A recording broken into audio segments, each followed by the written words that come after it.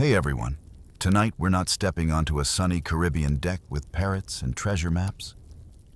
We're stepping into the cold, where hammocks swung like coffins in the wind, and men froze stiff before dawn. This was a world where socks were worth killing for. Cannonballs glowed red inside sleeping quarters, and drunken pirates smiled themselves to death in rum-soaked slumber. You won't hear of buried gold or daring sea battles, hear only the creak of wet hammocks, the stench of moldy blankets stolen from nobles, and the silence of shipmates who never woke again. Survival wasn't about courage or glory. It was about pressing your body against strangers, wrapping yourself in a princess's gown, or clutching a heated iron ball while praying it didn't set you on fire. If you want the raw truth of how pirates actually lived and slept, hit like and subscribe. And in the comments, tell me, where are you watching from, and what's the harshest night you've ever endured? Now steady yourself and follow me into the freezing nights of the open sea, where pirates slept like corpses but woke to plunder another day. As the ship pitches and rolls beneath you, a profound chill begins to seep into your very bones. This cold is far more insidious than any storm's fury or an enemy's cannon. It's a persistent, creeping assailant that finds every crack in the ship's timber, every threadbare patch in your clothing, every exposed inch of skin. You can feel it reaching for you, an invisible hand pressing against your chest, trying to steal the warmth from within. This isn't the crisp, invigorating cold of a winter's day on land. This is the biting, ceaseless, wet cold of the open sea, a vast, indifferent expanse determined to claim you as its own. You might drift into a restless sleep, only to wake with aching joints and stiff muscles, as if your very marrow has begun to crystallize.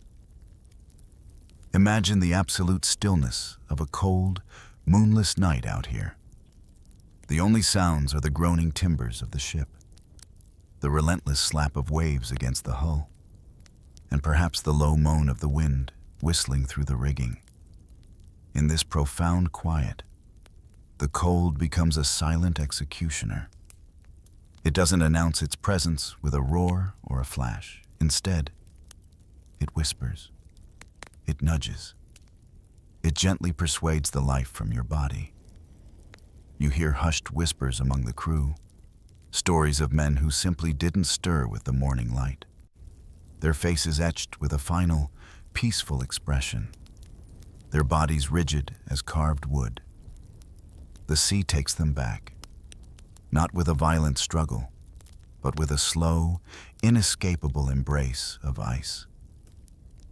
You understand quickly that on these frigid waters, the cold is a far swifter and more pervasive killer than the heat of battle.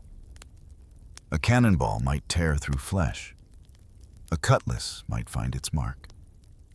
But those are moments of explosive violence. The cold, however, works tirelessly through the long, dark hours, inching deeper into your core. It locks joints, freezes blood, and slowly, gently, puts an end to the struggling heart. It's a death that comes without alarm, a quiet ceasing of breath as the body succumbs. The rumors, the whispered truths you overhear, paint a grim picture, the easiest pirate death, someone murmurs in the dark, was freezing quietly in your hammock, never knowing it was your last breath. This chilling reality settles upon you, heavy as the damp night air, shaping every desperate choice you will make to see the next dawn. You become acutely aware of your own breath, misting in the frigid air, a fragile cloud that is your only visible proof of life. As you settle into your berth, you realize quickly that the hammock swinging precariously above the damp, cold planks of the deck is less a place of rest and more a grim, suspended sarcophagus. It's made of heavy canvas, once sturdy, but now thoroughly compromised by relentless sea spray, perpetual dampness, and ceaseless motion. You can feel the distinct texture of rot beneath your fingers. The fabric weakened, almost gelatinous in places. Every night, it's a gamble. The hammocks are perpetually soaked, not just from the ocean, but from the sweat of countless desperate bodies, spilled rum, and the pervasive moisture that clings to everything aboard a ship. This constant saturation accelerates their decay, transforming them into hanging coffins that creak and groan with a mournful sound as they swing with the ship's roll. Lying in one of these, you are immediately assaulted by the smells and textures of its true condition. Mold has taken root deep within the fibers, a dark, fuzzy carpet that grows in the perpetual gloom. You can feel its damp, earthy scent, mingling with the sharp, metallic tang of mildew and a host of other unidentifiable odors. And then there are the invisible, yet deeply felt, inhabitants, lice, and other unseen creatures that have made these sodden cloths their home. You feel the faint, irritating crawl across your skin, a constant reminder of the unsanitary conditions. But you are too exhausted, too chilled, to truly care. Dignity, comfort, these are luxuries long forgotten on the open sea. Your only objective is to survive until sunrise. And this rotting canvas, despite its vile state, is your only refuge from the unforgiving deck below. You clench your jaw, forcing yourself to ignore the pervasive stench, the feeling of dampness seeping into your clothes, and the subtle itching that begins to spread across your body. The dark humor that threads through the crew's conversations often centers on these very hammocks. You hear the gruff jokes, the resigned sighs. "This hammock stinks like a dead whale," one pirate might grumble as he pulls himself into his swaying bed. "But it's a damn sight warmer than the deck boards." You understand the grim truth of this sentiment. However foul, however infested, the hammock keeps you just a few precious inches above the icy planks, away from the direct, freezing drafts that sweep across the lower decks. Yet, the constant rot presents a terrifying nightly threat. You hear the stories, hushed and grim, of hammocks ripping in the dead of night, the sudden, sharp tear of canvas, followed by the sickening thud of a body hitting the wet, cold wood below. Sometimes, the man is merely bruised and shocked awake. Other times, in the morning's dim light, the hammock is found empty, a gaping tear in its bottom, and a body lies motionless on the deck, rigid and still, claimed by the cold shock of the fall. You find yourself holding your breath each time you shift, acutely aware of the fragile threads that hold you suspended, an unspoken fear of plummeting into the icy void below. As the biting cold pierces through your meager layers, you understand, with chilling clarity, that the individual struggle against the frigid sea is a losing battle. The only true defense, the most ancient and visceral form of warmth, is found in the collective heat of other human bodies. So, as night descends, you find yourself drawn into the communal huddle, a desperate, tangled pile of humanity, pressed together like sardines in a barrel. There is no privacy, no personal space, only the shared understanding that your survival depends on this intimate, often uncomfortable, proximity. You feel the rough woolen jerkin of the man beside you, the surprisingly soft texture of another's hair against your cheek, the rhythmic rise and fall of someone else's breathing just inches from your ear. The air around you, thick and heavy, is a potent cocktail of human existence. You inhale the pervasive stench of sweat, not the fresh kind, but the deep, ingrained odor of days without bathing, mixed with the acrid fumes of cheap rum that saturates so many of your shipmates. Intertwined with this are the earthy notes of rotting wool from damp clothing, and the ever-present metallic tang of seawater that permeates every fiber and surface. It's an overwhelming assault on your senses, a primal reminder of your shared predicament. Yet you find a strange comfort in it. Each breath you take is a shared breath, a tiny, fragile contribution to the collective warmth you are all desperately trying to preserve. This dense cloud of breath, fogging in the cold air, is a visible testament to your fragile, collective life. In this struggle for warmth, a brutal hierarchy emerges. Those unfortunate souls who find themselves on the periphery of the huddle, exposed to the direct bite of the wind and the unyielding chill of the ship's timbers, are often the first to succumb. You see them in the morning, their forms stiff, their faces serene in death, a stark contrast to the living, shivering mass they were once a part of. At dawn, with a grim efficiency, their frozen bodies are gently, or sometimes not so gently, pushed aside, making room for the living to carry on their weary tasks. A haunting quote, a raw whisper from a grizzled veteran, echoes in your mind. I was never closer to men in my life, but it was the only embrace that saved me. This forced intimacy, this desperate intertwining of limbs and breath, creates a living furnace, a small, radiating core of heat that fights back against the encroaching frost. You contribute your own body heat, your own exhaled warmth, into this shared effort. You sacrifice every shred of personal dignity, every instinct for solitude, for the simple, undeniable imperative of survival. In this tightly packed space, the cloud of your collective, stinking breath becomes a vital, life-sustaining fog, warming the air just enough to make it through another night.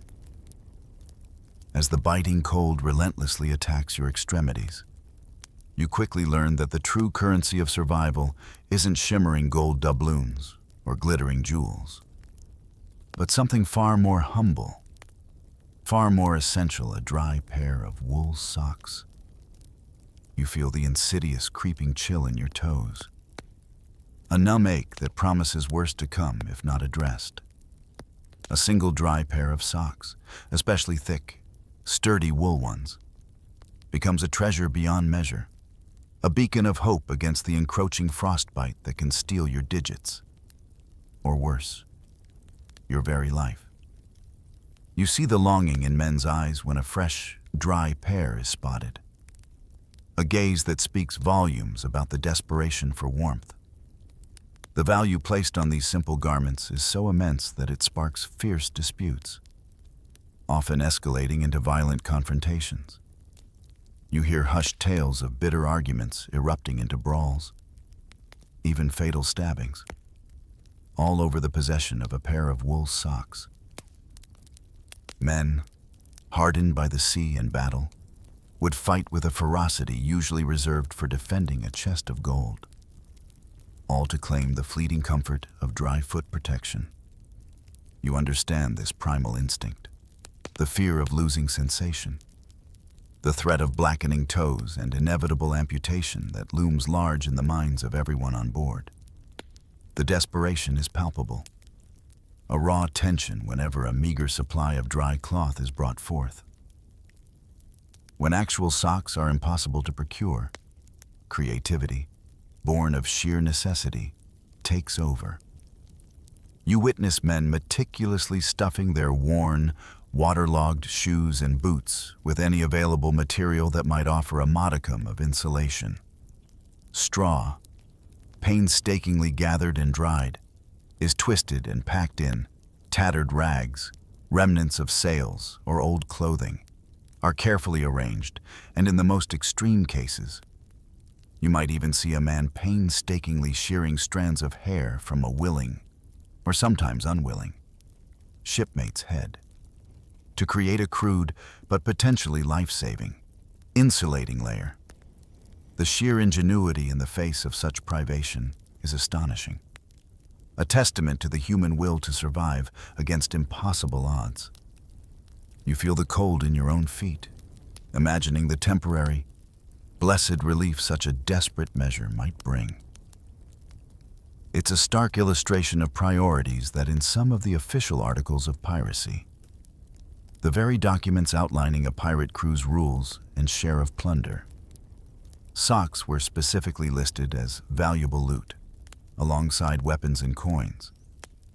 This isn't just a quirky detail. It highlights the absolute, undeniable importance of warmth in their brutal existence. The dark humor among the crew often circled back to this grim reality. You might find him frozen stiff. A pirate might jest darkly. But by God, he'll still be clutching that dry pair of socks like it was his very soul. You realize that what the legends tell of shining gold is a far cry from the real, gritty truth. A pirate's true gold. The treasure that genuinely mattered on these frigid waters wasn't bright and gleaming. It reeked instead of damp wool, fear, and the sheer, desperate will to live. As the deep chill permeates every corner of the ship, you hear a new kind of clanking from the galley, a sound that promises a desperate, dangerous warmth. It's the unique resonance of heavy iron cannonballs being rolled into the roaring fire, coaxed by the cook into a blistering heat. The concept itself is terrifying in its simplicity, a high-stakes gamble against the relentless cold. You imagine the cannonballs, once instruments of destruction, now transformed into reluctant, temporary heaters. Their cold, dark surfaces slowly glowing a menacing cherry red as they absorb the intense heat from the crackling flames. The air around the galley becomes tinged with the metallic tang of superheated iron, a smell that is both comforting in its promise and alarming in its inherent danger. Once they reach a dangerous temperature, these glowing orbs are carefully, painstakingly, retrieved by means of tongs or heavy gloves. They are then wrapped in multiple layers of thick, damp rags, a crude insulation to protect against immediate burns, but also to prolong the release of their precious heat. You witness the tense moments as a pirate, with grim determination, tucks one of these scalding packages into his hammock, nestling it cautiously between his body and the thick canvas. The radiant warmth immediately begins to spread, a luxurious sensation against the biting cold, a temporary reprieve that makes the terrifying risk almost seem worth it. You feel the imagined warmth radiating through your own body, a deep, penetrating heat that promises to banish the shivers, even if just for a few precious hours. But the danger is always present, a silent, deadly partner to this ingenious solution. A single slip, a moment of clumsiness in the dark, swaying confines of the hammock, and the consequences can be catastrophic.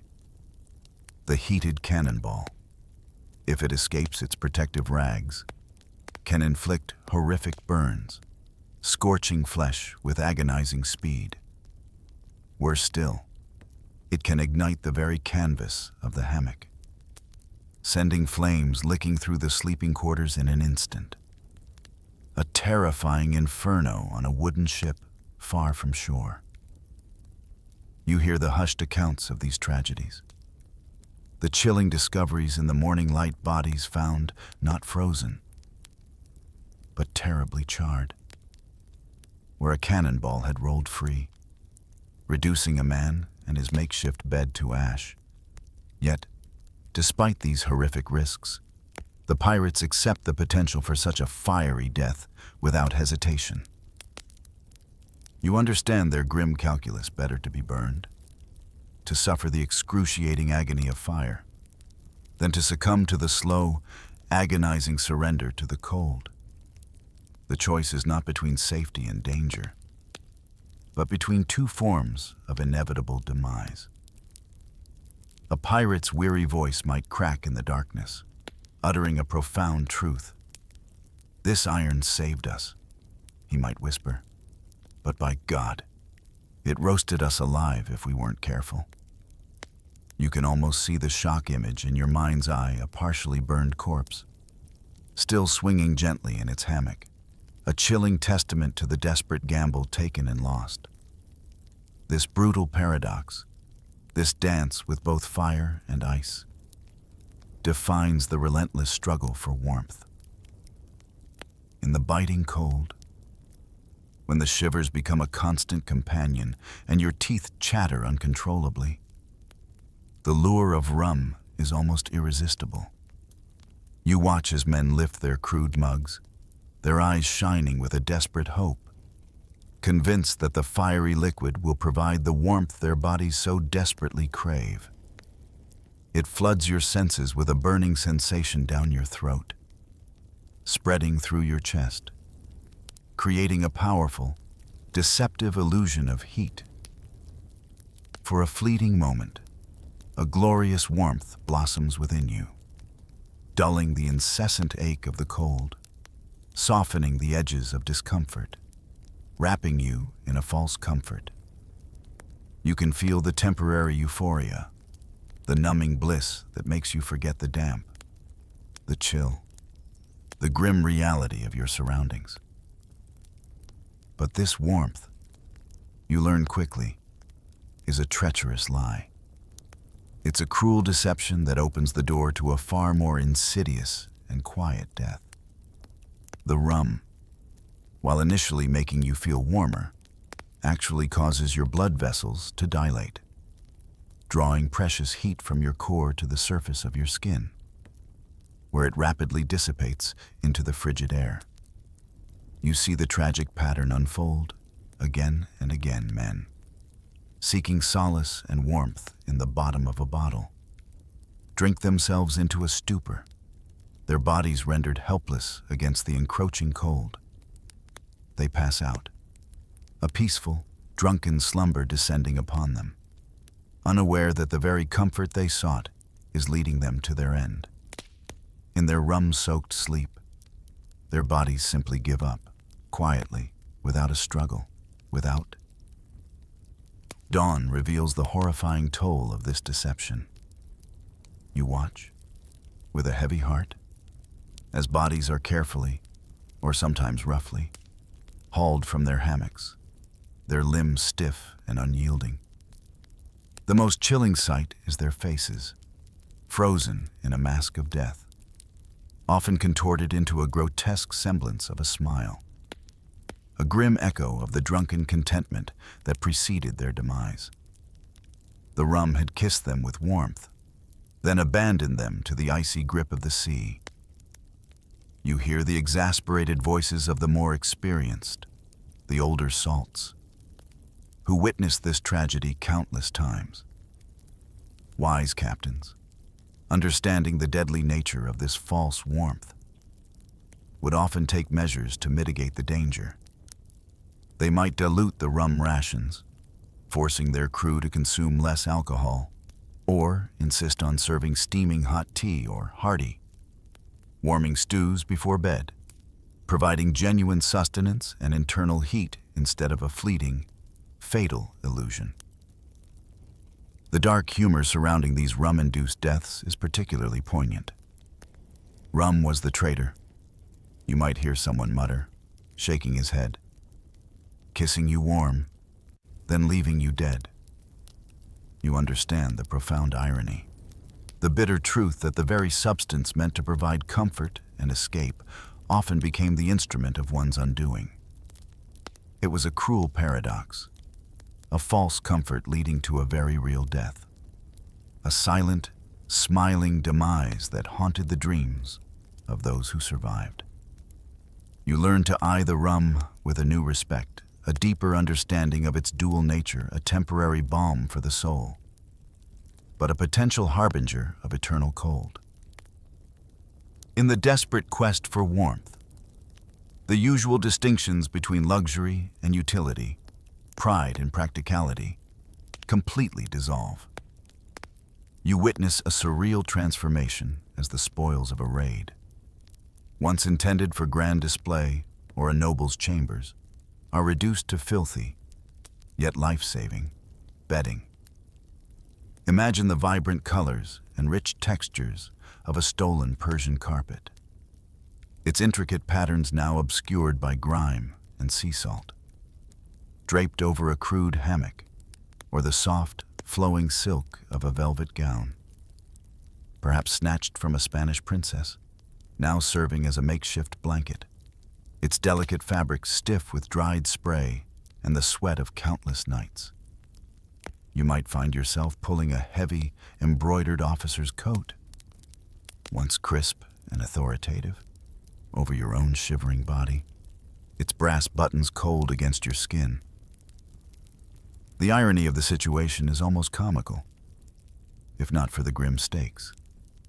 You watch, perhaps even participate, as hardened pirates, men known for their brutal masculinity, crawl into the voluminous skirts of a princess's dress, not out of any desire for adornment, but simply because the layers of silk and petticoats offer precious insulation. This is humiliation traded for warmth, pride sacrificed on the altar of survival. The notion of dignity, of maintaining appearances, completely evaporates in the face of the bone-chilling cold. You understand that in this world, a shred of silk, however delicate, is infinitely more valuable as a thermal layer than as an emblem of aristocratic finery. These once pristine luxury cloths quickly bear the scars of their new, ignoble purpose. You can feel the coarseness of the fabric, no longer soft, but stiffened with a grim tapestry of everyday pirate life. They become perpetually soaked, not just with the omnipresent seawater, but with the pungent stench of unwashed bodies, the metallic tang of dried blood from minor skirmishes or injuries, and the unmistakable, briny odor of fish guts from hurried meals. The beautiful patterns are stained and faded, the rich textures matted and rough. The sheer degradation of these once splendid items is a testament to the harsh realities of life at sea. Yet, even in this squalor, there's a dark humor. You overhear a gruff pirate, his face etched with weariness, deliver a dry, sarcastic observation. "Last night I slept in silk. It smelled like a slaughterhouse. But by God, it saved me." It's a testament to the perverse ingenuity and adaptability of these men. Even the captains, insulated by their somewhat more protected cabins, understood the power of these stolen riches. You might catch a glimpse into their quarters and see the walls lined with layers of plundered silks and tapestries, not for decorative purposes, but for practical insulation against the raw, penetrating cold. Thus, the glittering spoils of war, the symbols of wealth and power, were reduced to their most fundamental, desperate purpose rat nest bedding, vital and invaluable in the ceaseless battle against the frozen nights. As dusk gathers and the ship groans into the deepest part of the night, a particular ritual takes hold, a beacon of warmth and sustenance in the overwhelming cold. You find yourself drawn towards the galley, where a huge, blackened cauldron, perpetually simmering over a low fire, becomes the focal point of survival. The air around it is thick with the rich, savory aroma of a hearty stew, a smell that promises not just to fill your empty stomach, but to ignite a vital warmth deep within your core. It's a simple concoction, often made from salty, preserved meat. Perhaps a bit of whatever fresh catch was hauled aboard. Generously seasoned with pepper and other harsh spices to cut through the monotony and, crucially, to warm the mouth and throat. You join the huddled masses, a silent, expectant crowd of men, their faces illuminated by the flickering firelight, steam rising in ghostly plumes around them. Everyone jostles gently for a closer position, not just for the portion they hope to receive, but to simply inhale the precious heat emanating from the steaming pot. You feel the warmth of the steam on your face, a welcome balm against the chill, and the pungent, peppery aroma fills your nostrils, a comforting prelude to the meal. This isn't just about satisfying hunger. It's about stoking the internal furnace, providing the body with the fuel it desperately needs to generate its own heat and withstand the long, frozen hours of sleep. Each spoonful, thick and robust, feels like a deliberate act of defiance against the encroaching cold. The connection between hunger and death on these frigid seas is undeniable, a brutal truth learned through bitter experience.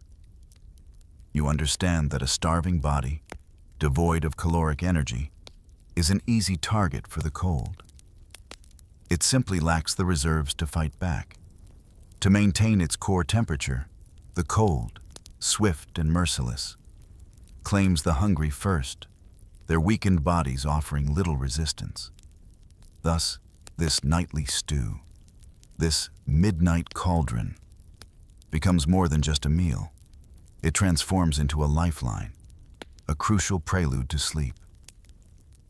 You chew slowly, savoring each bite, feeling the warmth spread through your limbs, a subtle but profound shift in your internal temperature. You overhear discussions among the crew, hushed conversations about the vital importance of rations. It's a known fact that extra provisions, particularly during the harsh winter months, often save more lives than the sharpest pistol or the most cunning navigation. Food, in its most basic form, becomes a weapon against the elements, a shield against the silent killer that stalks the night. A grizzled veteran might share a cynical, yet deeply truthful, piece of dark humor. The warmest embrace wasn't from a crewmate. He'd grumble, a faint smile playing on his lips, but from a greasy pot of stew. You feel the lingering warmth in your belly as you eventually make your way back to your hammock. A small but significant comfort that prepares you for another night of desperate sleep. A tangible hope that you will indeed wake to plunder another day. As you prepare for another night in your swaying hammock, you realize that true rest is a luxury you cannot afford. Bedtime on a pirate ship in the icy waters is less about drifting into peaceful slumber and more about engaging in a series of frantic, desperate rituals. A nightly battle to trick your body into survival. You witness and participate in the bizarre spectacle of men performing strange, almost tribal dances, their movements jerky and exaggerated in the confined space. They pump their arms, stomp their feet, or vigorously perform push-ups on the damp deck, their muscles screaming in protest, all in a desperate effort to generate a fleeting burst of body heat before they surrender to sleep. You feel your own heart pounding, blood rushing through your veins, a temporary inferno that you hope will last just long enough. Other, more subtle tricks are employed, born of ingenuity and sheer desperation. You might carefully heat a spoon over a flickering candle or a glowing ember from the galley. Then, with practiced precision, slip the warm metal beneath your hammock, hoping its tiny, localized heat will provide a temporary comfort to your freezing skin. It's a fleeting warmth, a fragile illusion, but one you cling to fiercely. You observe men meticulously dampen rags with their own spit. Then wrap these moist cloths around their faces and attempt to trap the precious warmth of their exhaled breath, creating a tiny, humid microclimate that might stave off the frostbite creeping into their noses and lips. More substantial, though no less dangerous, methods involve heated stones or small canvas bags filled with warm sand. You might spend precious moments by the galley fire, carefully heating a smooth stone. Then, after wrapping it in several layers of cloth, tuck it strategically under your clothes, pressing it against your stomach or chest. The radiating warmth is a blessed relief, but you are acutely aware of the constant risk of it cooling too quickly, or worse, burning your skin if not properly insulated. Each of these small actions is a prayer, a desperate plea for another night's survival, a testament to the primal instinct to cling to life. And then, there are the tales of the truly damned. Acts of self-inflicted pain so profound they shock even the hardened pirate. You hear whispers of men who, in the grips of extreme cold and exhaustion, would deliberately cut their own skin, seeking the brief, burning sensation of warm blood flowing to the surface. A brutal, momentary distraction from the deeper, more pervasive chill.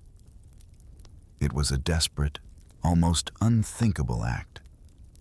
A final, horrifying gesture to feel something, anything, other than the numbing cold before collapsing into a precarious sleep. You realize, with a shudder, that a pirate's bedtime routine was far removed from any notion of rest. It was a grueling, torturous prelude, a last-ditch effort to cheat death itself, transforming the simple act of sleeping into an arduous, nightly battle. As the ship sails onward through the endless nights, you carry with you a new, profound understanding of the pirate's existence. A truth far removed from the romanticized tales of adventure and buried gold. You have walked among the ghostly crew, witnessed their desperate measures, and felt the insidious bite of the cold alongside them. You have seen the hammocks, not as beds, but as flimsy coffins suspended above the frigid deck. You have smelled the stench of humanity packed into living piles, felt the brutal necessity of shared body heat, and understood the grim calculus of who would survive and who would freeze. The true treasure was never gold, but a dry pair of wool socks, fought over with a ferocity that defied reason. You have seen the glowing menace of heated cannonballs, clutched close for warmth, a deadly gamble against fire and ice. And you remember the deceptive comfort of rum, a warm kiss that too often led to a final, frozen smile. The pirate's life, you now understand, was one steeped in a pervasive filth, a constant state of dampness and grime that gnawed at health and spirit. It was a life devoid of dignity, where humiliation was a small price to pay for the simple act of staying alive. Every breath was tainted with the stench of decay, of unwashed bodies, of fear. The omnipresent cold pressed in, a constant reminder of the fragile boundary between life and death. You feel the weight of this understanding settle upon you, a heavy cloak against the perpetual chill. Survival on these brutal seas did not belong to the strongest, the most courageous in battle, or the most skilled with a cutlass. It belonged, instead, to the dirtiest, the most desperate, the most cunning, those who could shed all pretense of civilization and embrace the raw, primal instincts necessary to endure. It was a battle fought not with swords or pistols, but with ingenuity, resilience, and an unwavering, brutal will to live. You recognize that the very act of sleeping, which should have been a restorative escape, was transformed into an act of sustained brutality, a constant engagement with the threat of death. The enduring image of the pirate as a ruthless monster, a figure of terror and unbridled savagery, takes on a new, deeper meaning. You see them not just as plunderers of ships, but as monsters of survival, forged in the crucible of unimaginable hardship.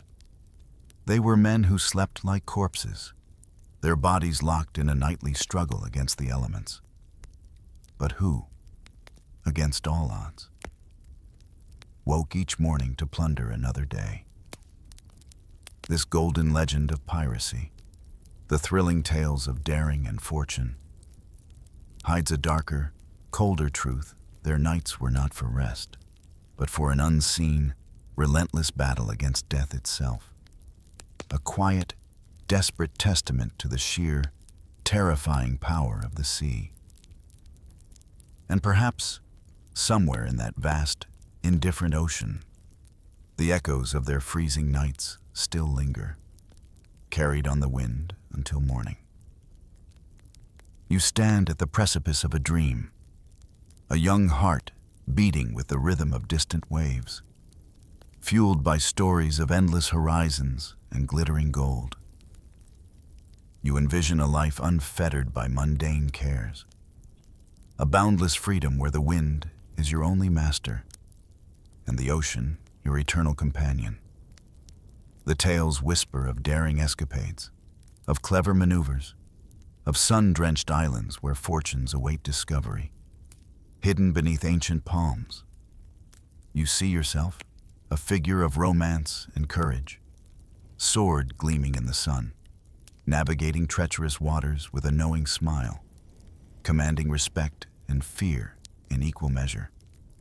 This is the pirate dream, vibrant and intoxicating, a beacon drawing you to the vast, mysterious expanse of the open sea. You picture the salt spray on your face as a refreshing kiss, the roar of the cannon as a triumphant symphony, and the camaraderie of your crew as an unbreakable bond of brotherhood, forged in shared adventure.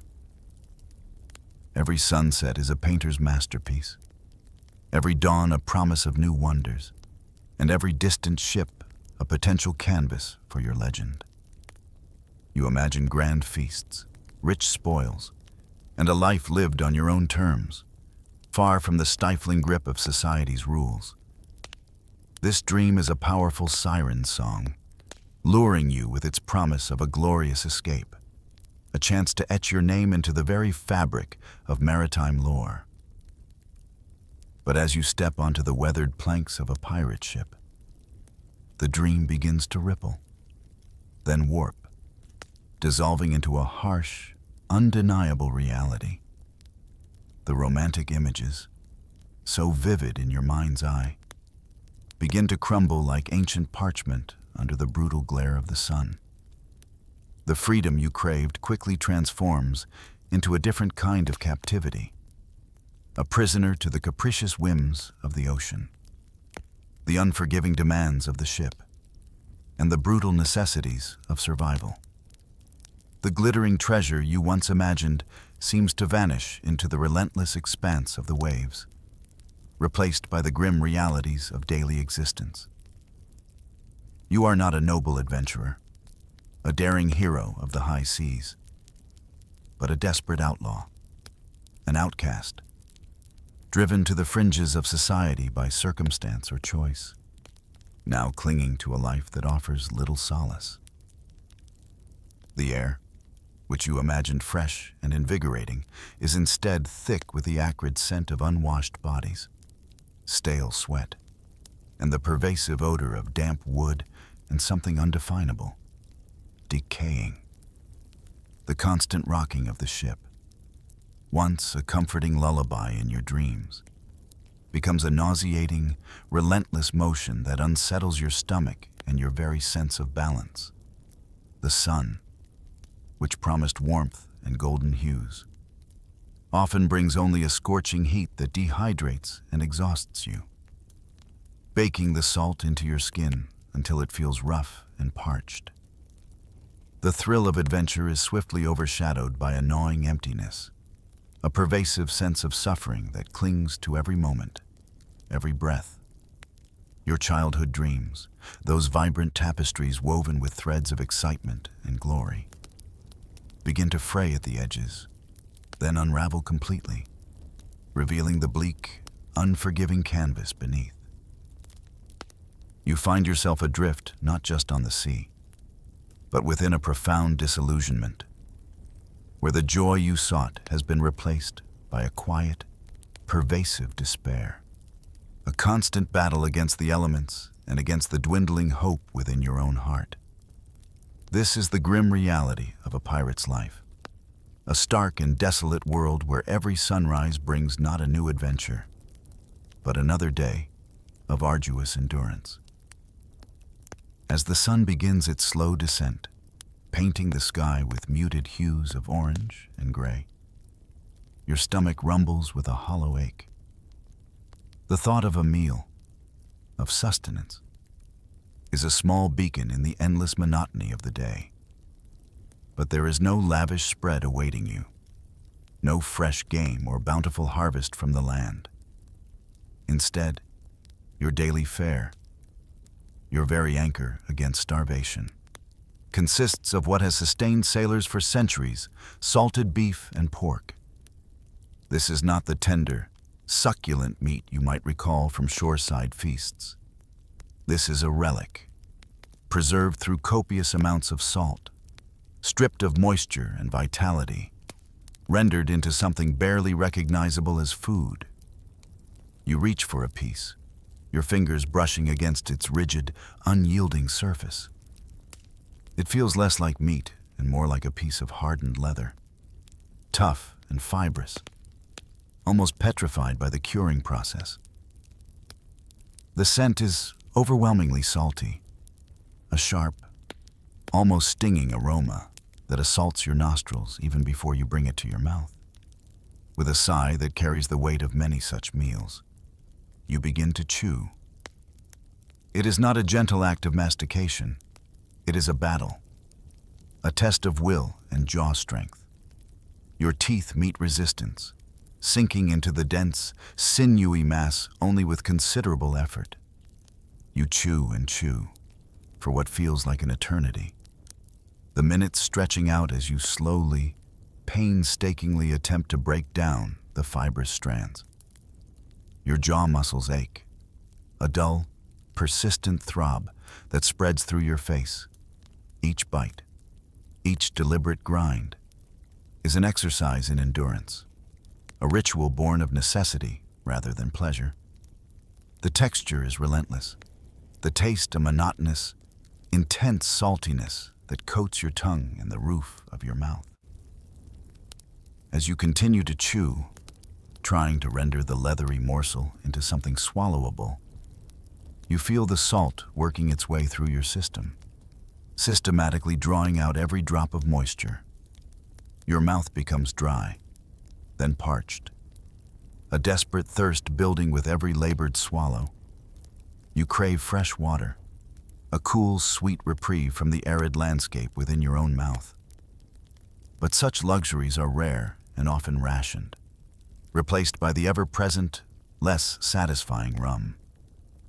Beyond the immediate discomfort of chewing and the insistent thirst, there is the insidious consequence of this tough, salty meat on your digestive system. It is hard to digest, a heavy, unyielding presence in your stomach that often leads to a dull, persistent pain, sometimes even sharp cramps. Your body struggles to break down these dense fibers, protesting with groans and discomfort. Eating, which should be a simple act of nourishment, a small comfort in a harsh world, becomes instead a painful necessity, a grim reminder of your precarious existence. It is a daily ritual that borders on torture rather than pleasure, a testament to the sheer desperation that defines life on the open sea.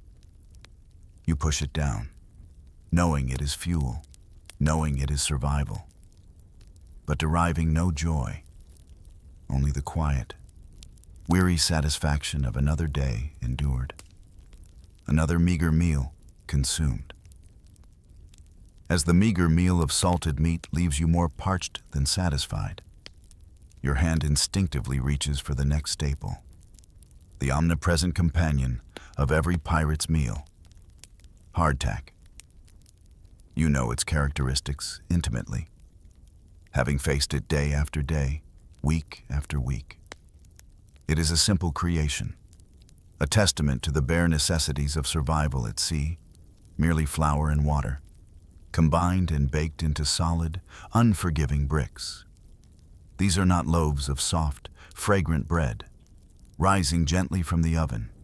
They are compact, impenetrable blocks designed for one purpose: to last. You hold a piece in your hand, feeling its considerable weight, its rough, unyielding surface. It is so dense, so utterly devoid of moisture or softness, that to break it apart often requires a violent act.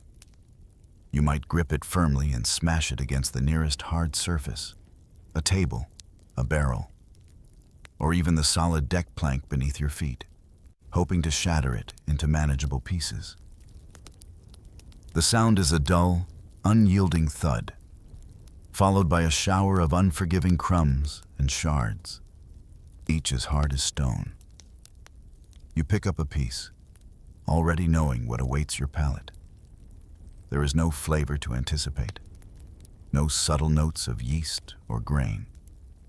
It is a flat, uninspired taste of raw flour, a sensation that offers no comfort, no joy, only the stark reality of sustenance.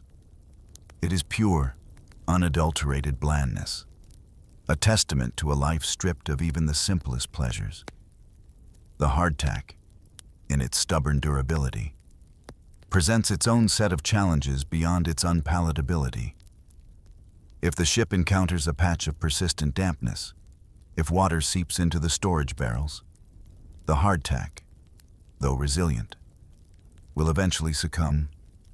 It begins to soften, then to mold, developing a greenish-black fuzz that is not only unappetizing, but dangerous. Yet, if kept perfectly dry, away from the damp, another insidious threat emerges: weevils.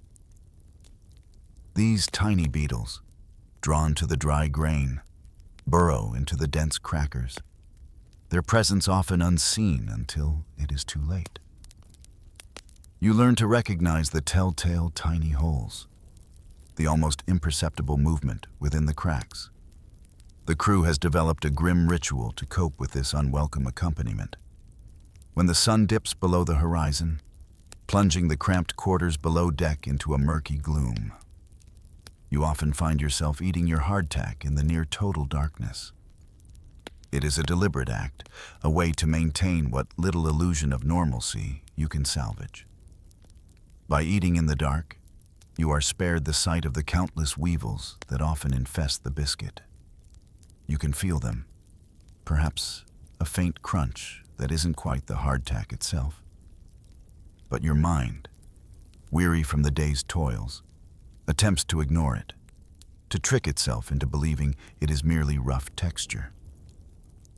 The knowledge that they are there, unseen, is a constant, unsettling companion to every meal. Hardtack is non-perishable in the sense that it won't rot quickly, but it is undeniably disgusting. A persistent reminder that even the most basic necessity of life can be reduced to a miserable, unwelcome chore, devoid of any comfort or delight.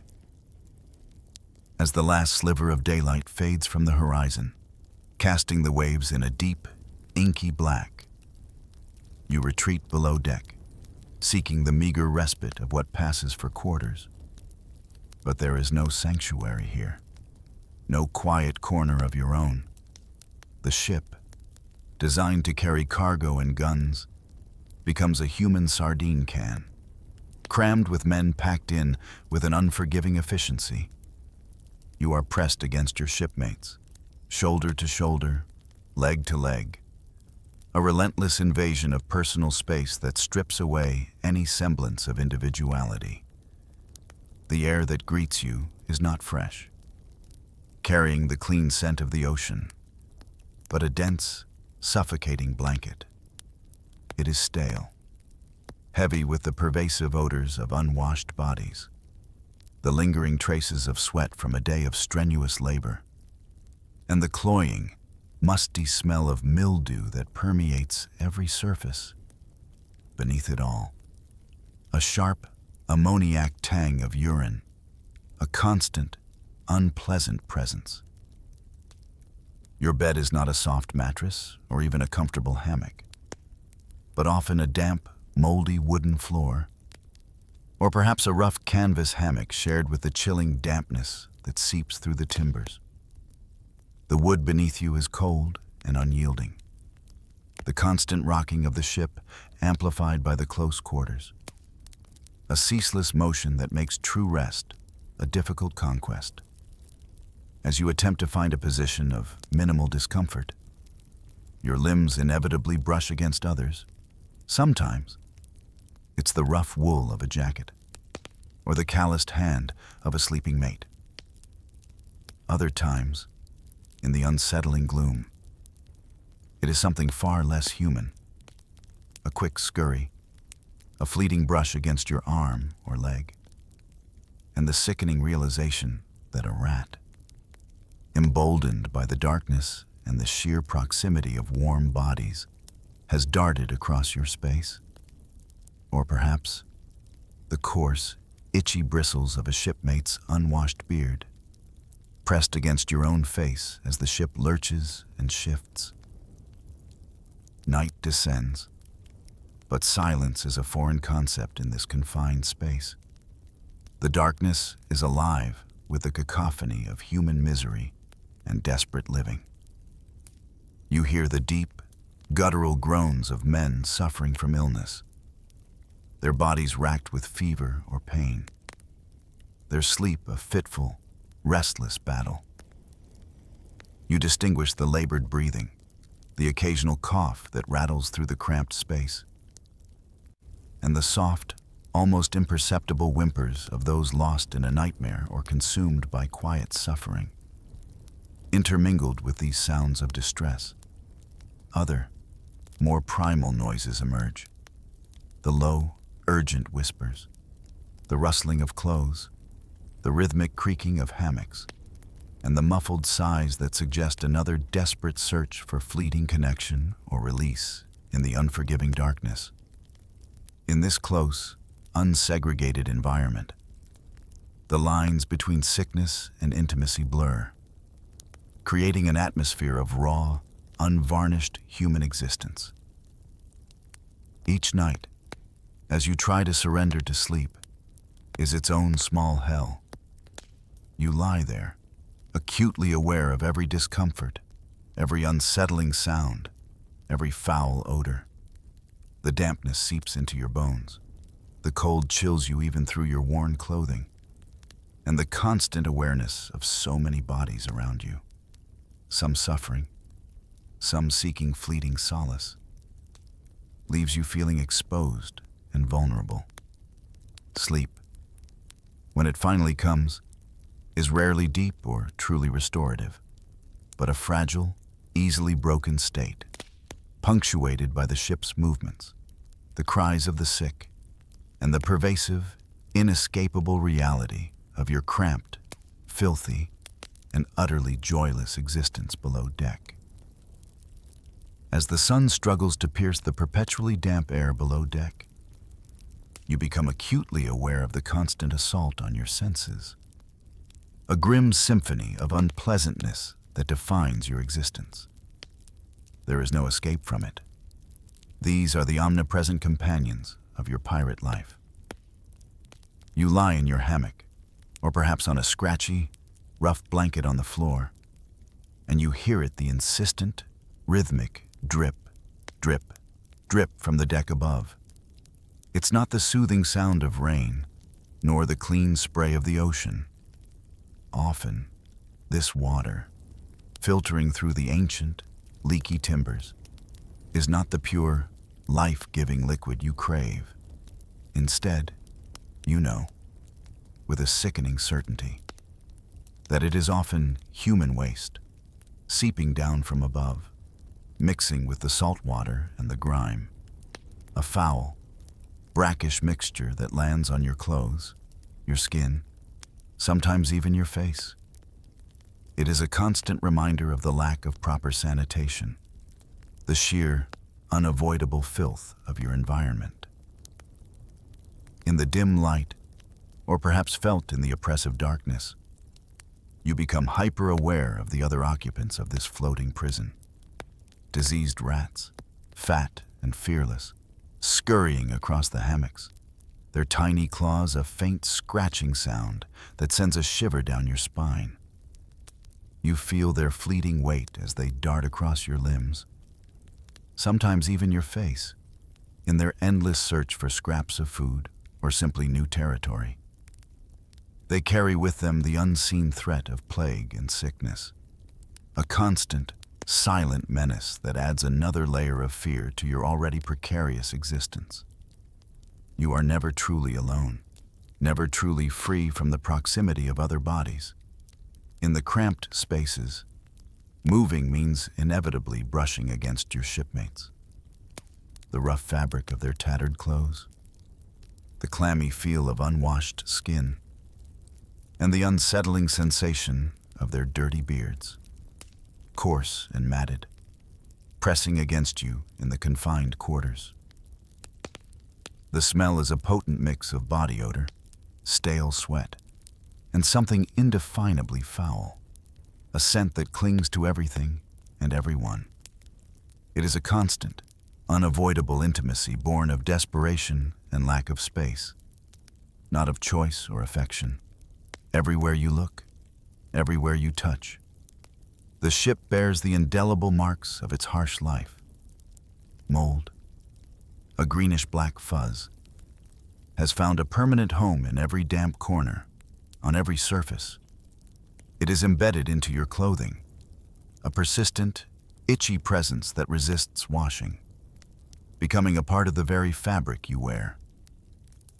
It works its way into your skin, a faint, lingering itch, a constant reminder of the damp, decaying environment. The very air you breathe carries the faint, earthy, yet metallic scent of rot, wood slowly yielding to the sea, food spoiling in the corners, the slow decay of everything around you. Every surface you touch is damp, slick with a perpetual moisture, or slimy with an unseen film of grime. The wood feels spongy in places, the ropes slippery, the air heavy with an oppressive, foul-smelling humidity. This is your daily reality. Basic living has been utterly transformed into a nightmarish existence, a constant struggle against pervasive filth, disease-carrying vermin, and the ceaseless assault on your senses. You learn to steel yourself, to numb your mind to the discomfort, to push back the rising tide of despair. But the memories, the smells, the sensations, they seep into your very being, a constant, unwelcome reminder of the true cost of life on a pirate ship. Even without the clang of steel or the roar of cannon fire, the ship harbors a far more insidious enemy, a silent killer that stalks the decks and lingers in the suffocating air below. Disease, a constant, pervasive threat, claims more lives than any cutlass or musket ball could ever hope to. You witness its slow, agonizing progression, sometimes in yourself, often in the faces of your shipmates, etched with the unmistakable signs of suffering. One of the most common and dreaded scourges of the sea is scurvy, a cruel and debilitating illness born not from infection, but from a profound, and prolonged lack of something as simple as vitamin C. You watch as a robust sailor, once full of vigor, slowly succumbs. The initial signs are subtle, almost imperceptible, a creeping fatigue that settles deep into the bones, a pervasive weariness that no amount of rest can alleviate. Then, the body begins to betray itself. Small, purplish sores erupt on the skin, refusing to heal, often breaking open and weeping. Your gums begin to ache, then swell, becoming tender and inflamed. Bleeding at the slightest touch, the once firm teeth in your mouth begin to loosen, shifting painfully, eventually falling out with a sickening ease, leaving gaps and a constant phantom ache. Your muscles weaken, your joints swell, and every movement becomes a torturous ordeal. The vibrant spark in your eyes dulls, replaced by a hollow, defeated gaze without the vital citrus that could cure it.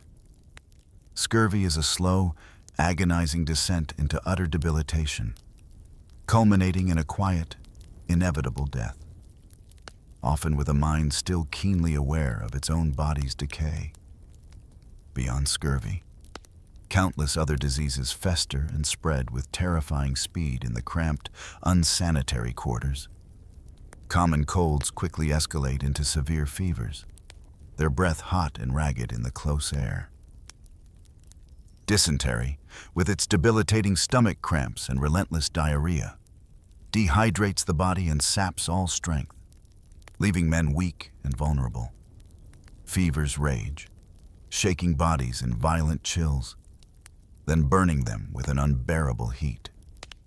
The proximity of so many men, packed together like cattle, with little ventilation and even less opportunity for cleanliness, turns every cough, every sneeze, every touch into a potential vector for contagion.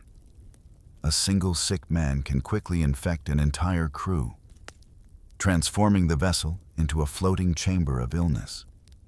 Poor hygiene is not just an inconvenience, it is a death sentence. The scarcity of fresh water makes washing a luxury, and often, only salt water is available, which merely chafes and irritates the skin.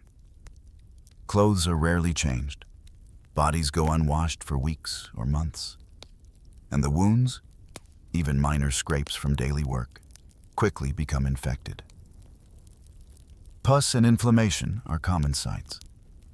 Festering wounds that could easily be treated on land, becoming life-threatening on the sea. The lack of proper medical care, of clean bandages, of even basic antiseptic, means that infection quickly takes hold, spreading through the body, turning a small cut into a fatal affliction.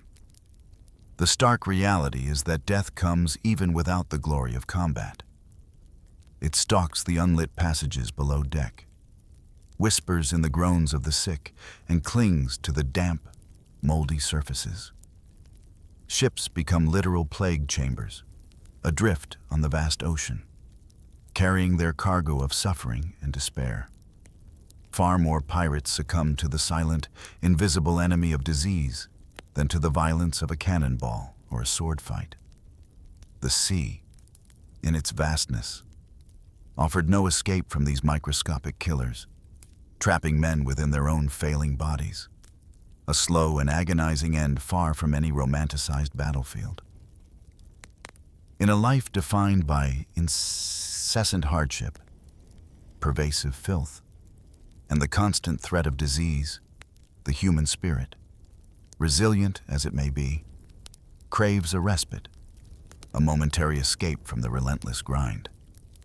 For many a pirate, that escape came in a bottle, a dark, potent liquid that promised a fleeting oblivion.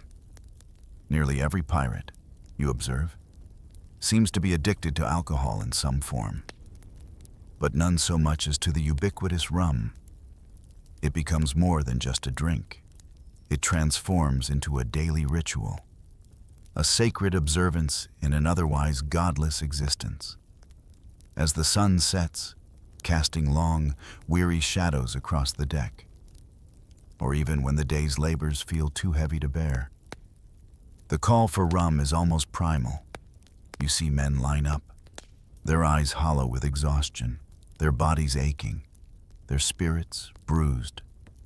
For a brief moment, as the fiery liquid burns its way down your throat, there is a warmth, a sudden, fleeting rush that momentarily dulls the sharp edges of reality.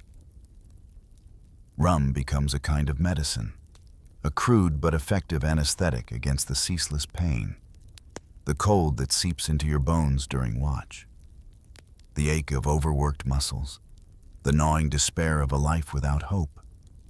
It numbs the mind, quieting the intrusive thoughts of home, of family, of what might have been, replacing them with a hazy, temporary euphoria. You watch as drunkenness becomes a pervasive state, an almost accepted condition among the crew. Men sway, stumble, their voices slurring, their laughter sometimes manic, sometimes utterly hollow. This intoxication, though acknowledged as a disease by those outside the pirate world, is ironically the only disease that pirates truly welcome. It is not something to be feared or fought, but embraced, for it offers a vital, if temporary, shield against the unbearable truths of their existence.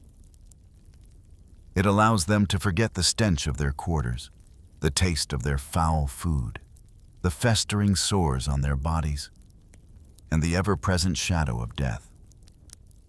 Rum becomes central to pirate culture, woven into the very fabric of their daily lives and their lore.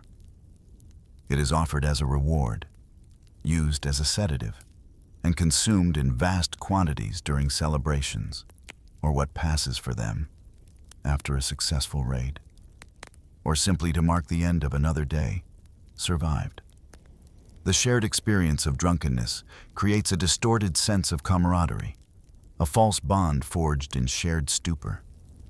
It is the cheapest, most accessible form of psychological relief, a potent elixir that promises to wash away the misery, even if only for a few short, muddled hours. Through the bottom of a rum bottle, you see men attempt to escape not just the physical discomfort, but the profound emotional and psychological toll of their lives. It is an escape from the gnawing fear, the constant threat of violence, the crushing boredom of long voyages, and the unbearable weight of regret. It is a surrender to intoxication, a desperate plea for forgetfulness, a temporary reprieve that only deepens the cycle of dependency. This liquid escape, though providing fleeting solace, ultimately binds them even tighter to a life they desperately wish to forget, perpetuating the very misery it promises to alleviate. Your mind, still clinging to the vivid imagery from distant shores and embellished tales, conjures visions of a pirate battle as a grand, theatrical spectacle. You imagine heroic duels on swaying decks, swords clashing with dramatic flair, daring pirates swinging from ropes with triumphant shouts, boarding enemy ships in a whirlwind of acrobatic grace and martial prowess, the roar of cannons, the splintering of wood, the brave stand of two opposing forces. These are the scenes that play out in your imagination, fueled by stories of courage and glory. You envision a dance of death, precise and exhilarating, where skill and bravado determine the victor. But as you sail the true pirate seas, these cinematic fantasies quickly dissipate like mist on a rising sun. The reality of pirate encounters, you soon learn, is far less glorious, far more pragmatic, and often remarkably anticlimactic. Most merchant ships, those plump, vulnerable prizes laden with goods, understand the futility of resistance. Their crews are not trained warriors, but sailors, merchants, and laborers, their primary concern being the safe delivery of their cargo. not a valiant, suicidal stand. You observe, with a quiet resignation, that when a pirate flag is unfurled, often accompanied by a warning shot across the bow, most merchant ships surrender almost instantly. There is no epic chase, no thunderous exchange of cannon fire, no dramatic boarding. Instead, the merchant captain, faced with overwhelming odds and the chilling reputation of pirates, simply strikes his colors, lowering his flag in a gesture of submission. The true weapon of the pirate is not necessarily the sword or the cannon, but terror itself, a reputation for brutality that often negates the need for actual combat. Because of this widespread compliance, those epic battles you imagined, brimming with daring feats and heroic clashes, are a rare occurrence, anomalies in the generally swift and unresisted acquisitions. The goal is plunder, achieved with minimal damage to the ship and minimal loss of life, both pirate and merchant, as a damaged ship or a depleted crew reduces the value of the prize.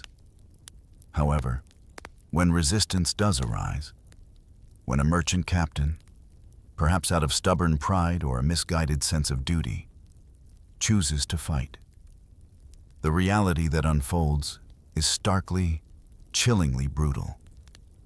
There is no honor in these fights, no pretense of fair play.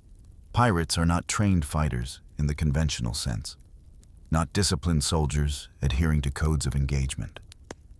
They are, for the most part, desperate men, hardened by a brutal life, forming violent, unruly mobs driven by greed, rage, and the intoxicating smell of fear. Combat, when it happens, is not about glory or heroism. It is about terror. It is a swift, merciless application of overwhelming force, designed to break the will of the resistance as quickly and decisively as possible. The aim is to inflict maximum psychological damage, to instill a paralyzing fear that will ensure future surrenders are even swifter.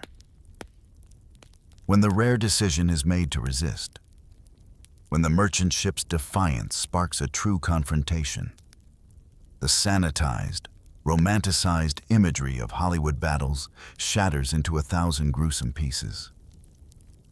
Forget the elegant swordplay and the theatrical swings from ropes. The reality of pirate combat is a visceral, horrifying experience, a raw eruption of violence devoid of rules, honor, or mercy. You are thrust into a maelstrom of desperate humanity, where survival is the only creed. The air fills not with heroic cries, but with the guttural shouts of men, the desperate pleas of the vanquished, and the sickening sounds of flesh meeting steel. You witness pistol shots, fired at close range, aimed not for a clean kill, but often for the gut, ensuring a slow, agonizing death, a gruesome message for anyone else considering resistance. The musket balls tear through clothing and flesh, leaving ragged, bleeding wounds that immediately become vectors for infection in this unsanitary world. Axes, heavy and unwieldy, are swung with brutal force, not for a precise decapitation, but to cleave through a shoulder, to sever a limb, to inflict maximum, debilitating trauma. The impact sends a bone-jarring shock through the victim, a terrifying sound that echoes in your ears. In the chaos, amidst the shouts and the screams, you glimpse horrors that would haunt your dreams. Eyes gouged out with a thumb, a desperate act of savagery in a no-holds-barred struggle for dominance. Intestines, bright and glistening, spilling from a disemboweled man, accidentally becoming entangled and wound around the very prow of the ship. A ghastly decoration for the advancing vessel. The decks become slick with blood, the pungent, coppery smell mingling with the salt spray and the stench of gunpowder. Limbs are torn, bodies are mutilated, and the screams of the wounded rise above the din, carrying a chilling message to anyone contemplating further resistance. When a man falls, be he pirate or merchant, there is no ceremony, no pause for reverence or respect. Corpses are simply tossed overboard, often still warm, with a casual splash that barely registers amidst the ongoing slaughter. They become just another piece of flotsam, swallowed by the indifferent waves, their lives ending with a nameless, unremarked finality. The scenes that unfold are bloody, grotesque, and utterly devoid of anything resembling the fictional duels of dashing rogues. There is no cunning, only brutality. There is no chivalry, only cold, hard ruthlessness. Pirates rely on fear as their primary weapon. Every act of violence, every gruesome death, is a deliberate statement, a horrifying display designed to break the morale of their opponents, to ensure a swift surrender, and to solidify their terrifying reputation. The violence is often gratuitous, designed not just to kill, but to shock, to traumatize, to teach a brutal lesson. The elegant, witty Jack Sparrow, with his nimble movements and charming quips, would not last a second against this harsh reality. He would be overwhelmed, outmatched, and quickly silenced by the raw, unfettered savagery that truly defined pirate combat. You witness the true face of battle, a face contorted by primal fear and unflinching brutality, leaving an indelible mark on your soul. As we gently return from this voyage into the shadowed depths of history, you are left with an undeniable truth, a stark counterpoint to the romantic fictions that have captivated imaginations for centuries. The life of a pirate, far from being a grand adventure, was an endless cycle of misery, punctuated by moments of extreme brutality and desperate endurance. You have tasted the rancid salt of the hardtack and the leathery bite of salted meat, felt the damp, moldy planks beneath your weary body, and breathed the stale, reeking air of cramped quarters. You have sensed the scurrying of rats in the darkness, inhaled the pervasive stench of unwashed bodies and lingering rot, and witnessed the ravages of disease, silently claiming lives far more effectively than any enemy cannon. The romantic legend of piracy, spun by poets and embellished by storytellers, proves to be pure fantasy, a glittering facade masking a truly grim existence.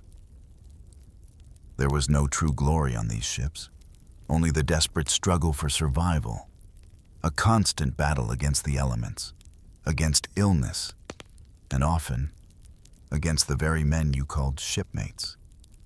Every day was a slow, agonizing torture at sea, a relentless grind that stripped away joy, hope, and often sanity. This was not a life to be envied, not a path to riches and renown.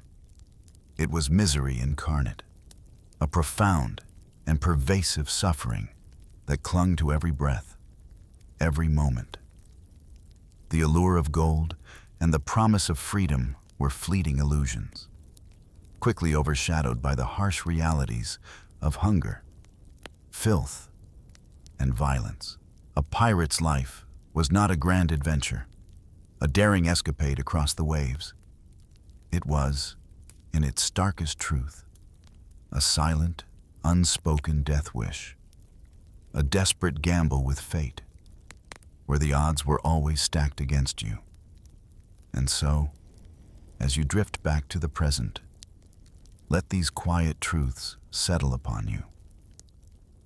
The pirate's life was a testament to human resilience, yes, but also a stark reminder of the depths of human desperation and the grim realities that often lie beneath the most captivating myths.